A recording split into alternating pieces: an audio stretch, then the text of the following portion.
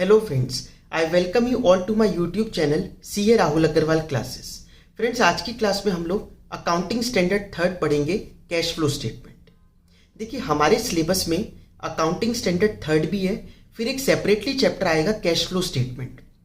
तो हम क्या करेंगे, इस अकाउंटिंग स्टैंडर्ड में जिस तरीके के क्वेश्चन गिवन है, कंसेप्चुअल क्वेश्चंस गिवन है, उनके रिलेटेड ही कंसेप्ट्स को पढ़ेंगे।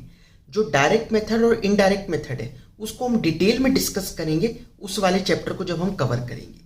किसी को फिर भी अगर जल्दी है डायरेक्ट मेथड और इनडायरेक्ट मेथड पढ़ना हो तो मैं यहाँ पर लिंक दे दूंगा, आप लोग वो जाकर देख सकते हो। डायरेक्ट मेथड और इनडायरेक्ट मेथड दोनों की मैंने वीडियोस पहले भी बना रखी है, ठीक है। अदरवाइज हम उस चैप्टर पर जब पहुंचेंगे तो कवर करेंगे ही। आई बात समझ में? तो आइए विदाउट वेस्टिंग टाइम AS3 पर चलते हैं। AS3 है कैश फ्लो स्टेटमेंट। तो पहला वर्ड आया उसमें कैश। कैश का मतलब क्या होता है? देखिए, AS3 में कैश एंड कैश इक्विवेलेंट्स दोनों इंक्लूडेड है। कैश क्या हुआ? कैश इन हैंड, और साथ में डिमांड डिपॉजिट्स विद बैंक, मतलब बैंक के पास ऐसा पैसा जिसके अगेंस्ट हम चेक काट सकते हैं। डिमांड डिपॉजिट्स, समझ में आई बात? तो कैश हो गया cash in hand plus demand deposits with bank. FD के अगेंस्ट आप चेक नहीं काट सकते, इसलिए FD cash and cash equivalent में इंक्लूड नहीं की जाती। ये याद रखना आप लोग, ठीक है। नेक्स्ट चीज क्या है? Cash equivalent. कैश इक्विवेलेंट क्या होते हैं? Short term highly liquid investments, मतलब इतनी लिक्विड इन्वेस्टमेंट है कि उसको हम बहुत जल्दी इजीली कैश में कन्वर्ट कर सकते हैं बिना कोई ज्यादा दिक्कत के, ठीक है। आइए एक बार इसकी डेफिनेशन देखते हैं हम क्या लिखा है। Cash equivalents are short term highly liquid investments readily convertible into cash within a period of not more than 3 months. 3 महीने के अंदर अंदर जो कैश में कन्वर्ट की जा सकती हो वो क्या कहलाएगी? कैश इक्विवेलेंट्स, ठीक है। अब कैश इक्विवेलेंट में हम लोग ट्रेजरी बिल, कमर्शियल पेपर वगैरह को लेते हैं, लेकिन अगर हमने इक्विटी शेयर्स में पैसा लगा रखा है, ठीक है, वो हम लोग 2 महीने के लिए ही लगाया है, लेकिन उसको हम कैश इक्विवेलेंट नहीं मानते, क्योंकि शेयर्स की वैल्यू मार्केट में, जो स्टॉक मार्केट है उसमें शेयर्स की वैल्यू बहुत ज्यादा वॉलेटाइल होती है, बहुत जल्दी जल्दी चेंज होती रहती है, ठीक है। इसलिए हम उसको कंसीडर कर नहीं चलते। तो आइए सबसे पहले क्वेश्चन देखते हैं हम, कैश एंड कैश इक्विवेलेंट का ही है, ये अपने स्टडी मटेरियल का क्वेश्चन है। From the following information of XYZ limited calculate cash and cash equivalent on 31 March 2022 as per accounting standard third. पहला पॉइंट कहता है balance as per bank statement passbook में बैलेंस कितना दे रखा है? 25,000 रुपए, ठीक है। बट हमारे को तो अपनी कैश बुक के हिसाब से देखना होता है, ठीक है। Cheques issued but not presented in the bank. 15,000 रुपए के चेक हमने तो काट दिए, हमने चेक इशू किया होगा तो हमने अपने बैंक बैलेंस में कम कर लिया होगा, लेकिन वहां नहीं पहुंचे तो अपने बैलेंस पर आने के लिए क्या करेंगे? माइनस कर देंगे। आपने BRS पढ़ा होगा बचपन में, 11th 12th वगैरह में, तो आपको मालूम होगा 15,000 इसमें से माइनस कर देंगे पासबुक में से, तो हम कैश बुक वाले बैलेंस पर पहुंच जाएंगे। Short term investment in liquid equity shares of ABC limited 50,000 रुपए। देखिए यहां पर इक्विटी शेयर्स कह रहा है, मैंने आपको कहा इक्विटी शेयर्स को हम cash and cash equivalent treat नहीं करते। नेक्स्ट है FD created on 1 November 2021 and maturing on 15 अप्रैल 2022। 15 अप्रैल को हो जाएगी, हम 31 मार्च को बना रहे हैं। हो सकता है आपको लगे कि अगले 3 महीने के अंदर अंदर ही ये कैश में कन्वर्ट हो जाएगी, लेकिन FD करना भी कैश इक्विवेलेंट नहीं माना जाता। केवल डिमांड डिपॉजिट्स जो होते हैं बैंक में उसको हम लोग कैश एंड कैश इक्विवेलेंट में लेते हैं, बताया था आपको। Short term investments in highly liquid sovereign debt mutual fund, debt mutual fund है, इक्विटी म्यूचुअल फंड नहीं। On 1 March 2022 having maturity period of less than 3 months, इसको लेंगे हम 1 लाख को, ठीक है। तो 25,000 में से 15,000 माइनस किया था और 1 लाख रुपए आ गया, ये भी ले लेंगे। Bank balance in a foreign currency account in India $1,000 का है। कन्वर्जन रेट क्या है? On the date of deposit 69, ठीक है, पर USD एज ऑन 31 मार्च 2022 इसका रेट हो गया 70 रुपए का पर USD, ठीक है। देखिए हम लोग बना रहे 31 मार्च 2022 को, ये ना हम अकाउंटिंग स्टैंडर्ड 11 जब पढ़ेंगे, फॉरेन एक्सचेंज से रिलेटेड है, वहां पर पता चलेगा हमारे को कि क्लोजिंग, जब बैलेंस शीट जब क्लोज कर रहे होते हैं तो क्लोजिंग रेट्स को लेते हैं हम, ठीक है, इन मॉनेटरी एसेट्स के लिए। तो ये एक मॉनेटरी एसेट है, हम क्लोजिंग रेट लेंगे जो कि क्या है, उस टाइम 70 चल रहा है, तो 70 से मल्टीप्लाई करके ये हमारा कैश एंड कैश इक्विवेलेंट का पार्ट बनेगा। आई बात समझ में? तो 25 में से 15,000 गए, 10,000 ये आया, 1,00,000 रुपए का सॉवरेन डेट और 70,000 रुपए हमारा फॉरेन करेंसी बैंक अकाउंट। ये तीनों चीज़ें कैश एंड कैश इक्विवेलेंट का पार्ट बनेगी। आई होप आप लोगों को ये क्लियर हुआ होगा। आगे बढ़ते हैं। इसमें हम लोग 3 एक्टिविटीज़ पढ़ते हैं, operating activities, investing activities, financing activities. मैं फिर बता रहा हूँ, मैं फुल फ्लेजेड क्वेश्चन के हिसाब से नहीं करा रहा, उसके लिए सेपरेट चैप्टर वहाँ डिस्कस करेंगे डिटेल में, डायरेक्ट मेथड और इनडायरेक्ट मेथड को। यहाँ पर इस एएस में कंसेप्चुअल क्वेश्चंस कुछ गिवन है, उनको डिस्कस करने के लिए मैं आपको यहाँ पर ये कंसेप्ट बता रहा हूँ। तो ऑपरेटिंग एक्टिविटीज़ कौन सी होती हैं? ऑपरेटिंग एक्टिविटीज़ की डेफिनेशन है एएस में, प्रिंसिपल रेवेन्यू प्रोड्यूसिंग एक्टिविटीज़। जो हमारी रेवेन्यू जो हम प्रोड्यूस कर रहे हैं उससे रिलेटेड जितनी भी एक्टिविटीज़ हो रही है, सेल करना, डेटर से पैसे आना, फिर सेल कर रहे हैं तो कुछ परचेजेस भी करेंगे रॉ मटेरियल की, क्रेडिटर को पेमेंट करना, ये सारी चीज़ें क्या हैं?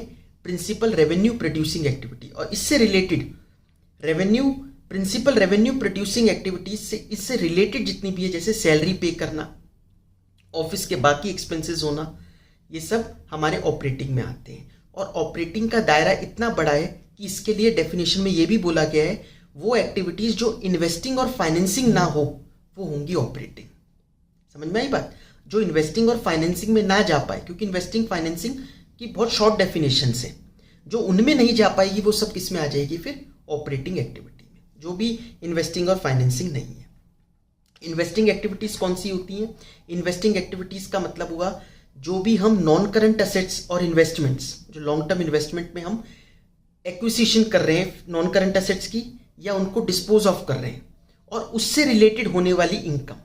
जैसे हमने फिक्स्ड असेट्स एक्वायर कर, हमने कहीं पर पैसा इन्वेस्ट किया, उसमें हमारे को इंटरेस्ट रिसीव हो रहा है, डिविडेंड रिसीव हो रहा है, ये सब क्या कहलाएगी? Investing activity.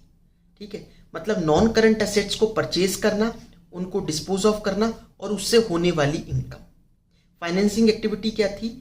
अपना बिजनेस चलाने के लिए long term sources of finance से जब हम पैसा अरेंज करते हैं, जैसे शेयर्स इशू करना, बैंक से लोन लेना, डिबेंचर्स इशू करना, ये सब क्या है? Financing activity. उनकी रीपेमेंट बदल थोड़ी ना जाएगी, वो भी तो क्या रहेगी? Financing activity. और उनसे होने वाली कॉस्ट, जैसे इंटरेस्ट पे करना, डिविडेंड पे करना, ये सब क्या कहलाता है? Financing activity. ठीक है, बाकी तो जब हम डायरेक्ट इनडायरेक्ट मेथड पढ़ेंगे तब बताएंगे। कुछ चीज़ें जो इंपॉर्टेंट है उस पर आते हैं। देखिए, ऑपरेटिंग एक्टिविटीज़ हर एंटरप्राइज के लिए, कोई भी एंटरप्राइज हो उनके लिए जनरली ये सारी क्या हैं? ये ऑपरेटिंग एक्टिविटीज़ है। कई बार क्वेश्चन आ जाता है तो उसको डिस्कस कर लेते हैं, एमसीक्यू भी आ सकता है। Loan advance given to employees and interest earned on them. अपने एम्प्लॉयज़ को लोन की फैसिलिटी देते हैं, ये एचआर की पॉलिसी में लिखा होता है कंपनियों की कि एम्प्लॉयज़ को ज़रूरत हो तो वो लोन ले सकते हैं, और उससे कंपनी इंटरेस्ट भी लेती है। बहुत कम इंटरेस्ट होता है बैंक के मुकाबले, जिससे कि एक फ़ायदा मिल पाए एम्प्लॉय को यहाँ पर हमारे यहाँ काम करने का।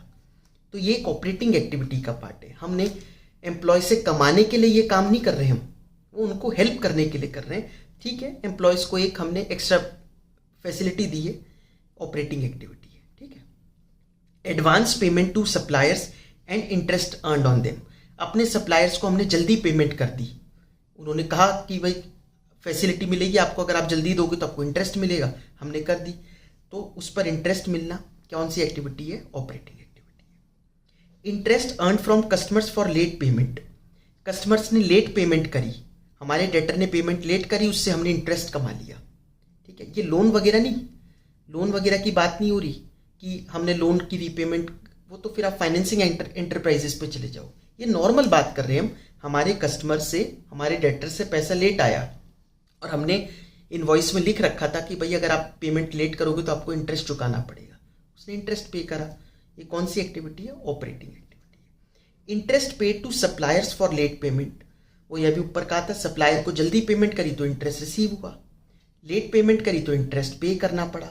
नॉर्मल है, सब कुछ बिजनेस से रिलेटेड है ये सब, इसलिए operating activity. Tax paid and TDS on operating income. Tax पे करना, टैक्स देखिए नॉर्मली जो टैक्स पे करते हैं हम जो कंपनी का टैक्स लगेगा कॉर्पोरेट टैक्स, वो तो हमारा ये है ऑपरेटिंग एक्टिविटी है। लेकिन अगर कुछ असेट से रिलेटेड टैक्स हुआ, जिसको आप लोग इनकम टैक्स में पढ़ोगे कैपिटल गेन टैक्स कहलाता है, वो असेट बेचने पर अगर कुछ टैक्स है वो इन्वेस्टिंग एक्टिविटी है।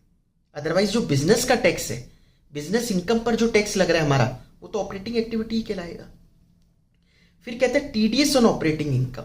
अब मैं ये थोड़ा सा कंफ्यूजन है, इसको आपको पहले बता दूं, कई लोगों को कंफ्यूजन रहती है ऑपरेटिंग इनकम पर टीडीएस। ये क्या हुआ? जैसे हमने कमीशन अर्न करी, कमीशन अर्न हुई हमारी 1,00,000 रुपए की, तो जब हम कमीशन अर्न करेंगे तो सामने वाला कुछ टीडीएस काट के देगा। उसने टीडीएस डिडक्ट करा 10,000 रुपए का, ठीक है। तो जब टीडीएस डिडक्ट करके उसने पेमेंट करी तो हमें पेमेंट एक्चुअल में कितनी मिली? 90,000। या तो आप कैश फ्लो स्टेटमेंट में 90,000 ही लिखो, ठीक है, लेकिन हम क्या करेंगे जनरली, हम अपने कमीशन के लेजर से उठा लेंगे ग्रॉस बैलेंस कि अच्छा कमीशन अर्न कितनी दिख रही है वहां पर 1,00,000 रुपए, वो उठा ली। जबकि एक्चुअल में आपको 1,00,000 रुपए मिले तो है नहीं, मिले तो केवल 90 है। और ये चैप्टर कौन सा है? Cash flow. तो कैश का फ्लो तो केवल 90,000 का हुआ, 1,00,000 कैसे लिख सकते हो आप? इसलिए फिर ये 10,000 रुपए माइनस कर देते हैं। समझ में आई बात? इसलिए लिखा है टीडीएस ऑन ऑपरेटिंग इनकम भी ऑपरेटिंग एक्टिविटी है, माइनस कर देते हैं। समझ में आई ना बात? नेक्स्ट पॉइंट कहता है insurance claim received on loss of stock और लॉस ऑफ प्रॉफिट। देखिए एक एक्स्ट्रा ऑर्डिनरी आइटम का भी कंसेप्ट होता है कैश फ्लो स्टेटमेंट में। ये एक्स्ट्रा ऑर्डिनरी आइटम क्या होती हैं? वो आइटम जो हमारे को लगता है कि हमारे नॉर्मल बिजनेस से कुछ हटके है, ठीक है, हमारे नॉर्मल बिजनेस से हटके है और ये बात रिकरिंग नहीं है, बार बार नहीं होगा। जैसे किसी साल में लॉस बाय अर्थक्वेक हो गया, ये बार बार तो होगा नहीं। लॉस बाय फायर हो गई, ठीक है, या फिर लॉस बाय फायर हुई थी और उसका इंश्योरेंस क्लेम आ गया, तो ये सब एक्टिविटीज एक्स्ट्रा ऑर्डिनरी है, इसको हमें अलग से कैश फ्लो स्टेटमेंट में दिखाना होता है। अब कैसे दिखाएं? इस तरीके से दिखाएंगे कि इसका इंपैक्ट ही ना पड़े कैश फ्लो पे।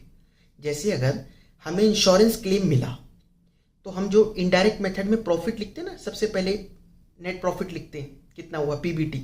अब उसमें हम लेस कर देंगे इंश्योरेंस क्लेम, क्योंकि इनकम में पहले ऐड किया हुआ इंश्योरेंस क्लेम मिला था हमें, पहले माइनस कर दो, ठीक है, पूरा कैश फ्लो बना लो, मतलब पूरा ऑपरेटिंग एक्टिविटी खत्म कर लो। लास्ट में क्योंकि आपने वो माइनस किया था, वापस ऐड बैक कर दो, ऐड इंश्योरेंस क्लेम। तो ऊपर माइनस किया, वापस ऐड बैक कर लिया, नलीफाई हो गया, इंपैक्ट हुआ। फर्क क्या पड़ा? फिर इसका फर्क ये पड़ा कि हाईलाइट हो गया कैश फ्लो स्टेटमेंट में, मतलब दिख गया अलग से कि ये एक्स्ट्रा ऑर्डिनरी आइटम है हमारी।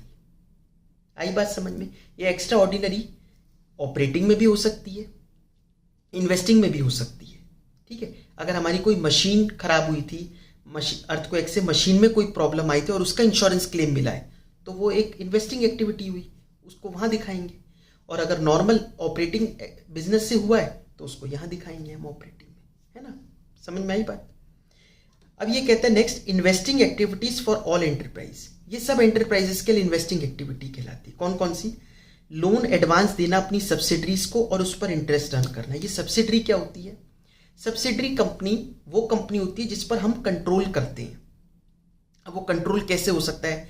जैसे हमने दूसरी कंपनी के more than half of the shares अगर हम ले लें, more than half of the shares अगर हम किसी कंपनी के एक्वायर कर लें, तो सारे डिसीजन तो हमारे अकॉर्डिंगली होंगे, क्योंकि मेजॉरिटी तो हमारी है।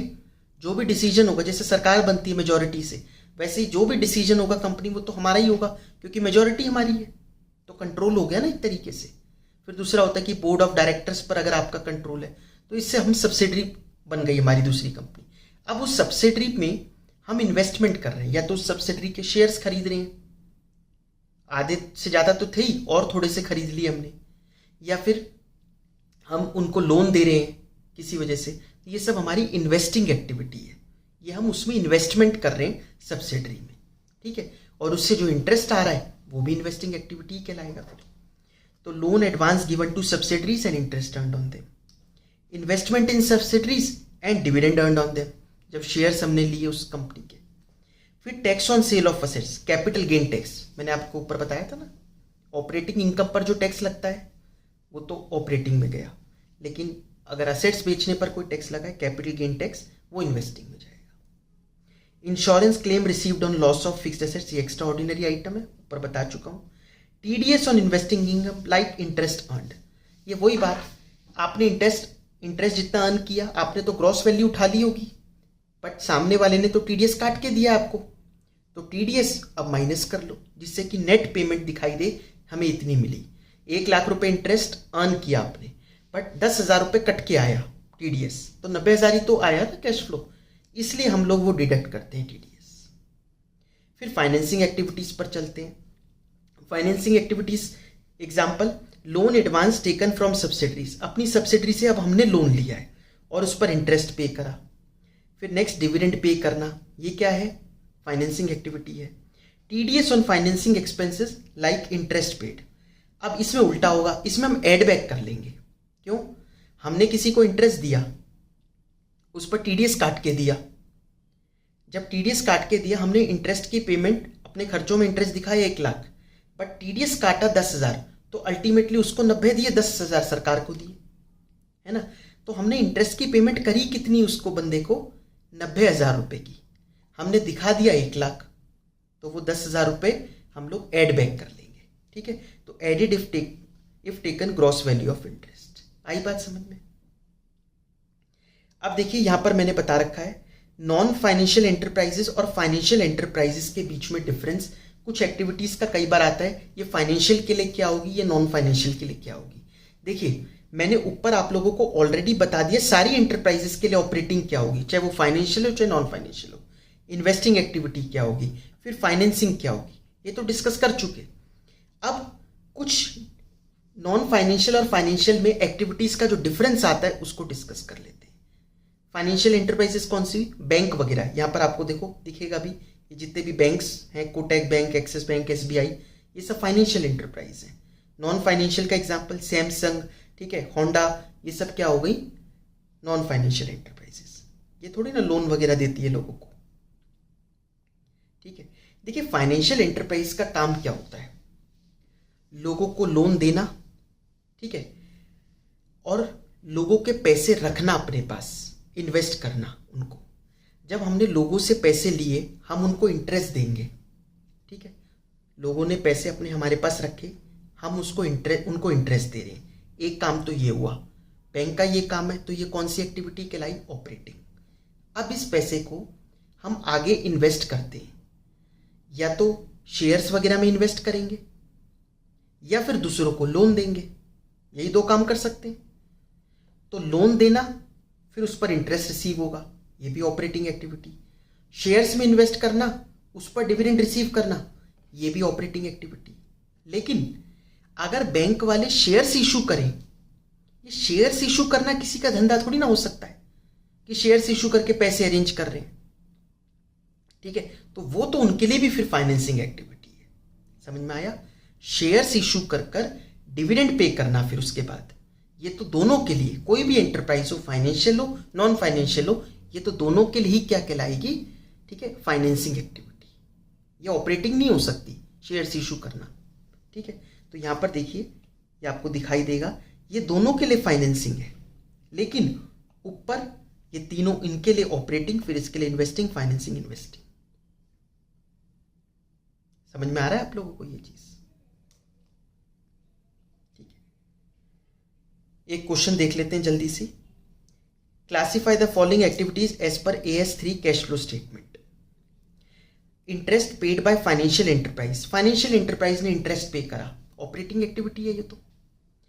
Tax deducted at source on interest receive from subsidiary company, हमें सब्सिडरी कंपनी से पहले सोचो इंटरेस्ट रिसीव हो क्यों रहा होगा, क्योंकि हमने उनको लोन दिया होगा, तो लोन देना तो इन्वेस्टिंग एक्टिविटी है, तो उस पर इंटरेस्ट रिसीव करना भी इन्वेस्टिंग ही हुई। फिर तो deposit with bank for a term of 2 years, आपने डिपॉजिट करवाया बैंक के पास 2 साल के लिए, FD करवाई, इन्वेस्टिंग एक्टिविटी है। Insurance claim receive towards loss of machine by fire, वैसे तो ये एक्स्ट्रा ऑर्डिनरी आइटम है, लेकिन लॉस ऑफ मशीन, ठीक है, मशीन का लॉस हुआ था, तो इन्वेस्टिंग एक्टिविटी है, ठीक है।